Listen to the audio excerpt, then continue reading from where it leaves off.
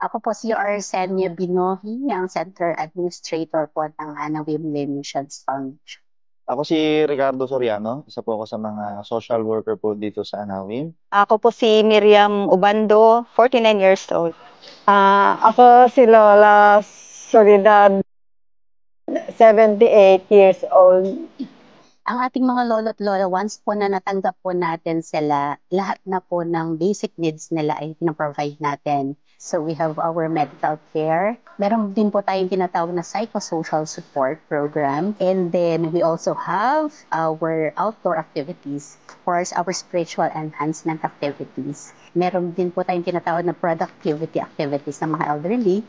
And then we also have our yung pinaka-end na po, end-of-life care, the burial services ng ating mga elderly. Kasi once na tinanggap po natin sila lolo at lola dito, lahat na po ng needs na i-provide natin until their end of life.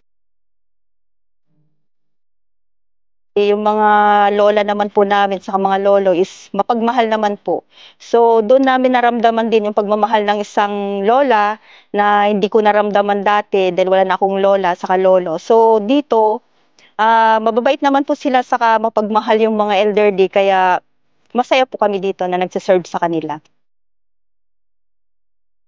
Marami akong mga problema na dinaanan bago ako nakarating dito.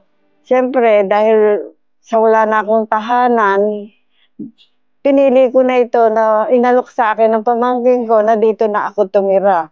Dahil una, wala namang mag-aalaga na sa akin, wala na akong tahanan.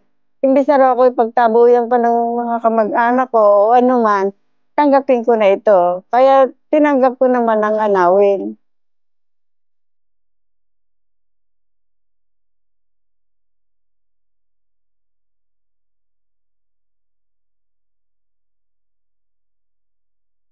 So, as a social worker, no, given po na si Anawim po ay nabubuhay through donation, so talagang ayun po yung pinaka-weakness ng aming organization.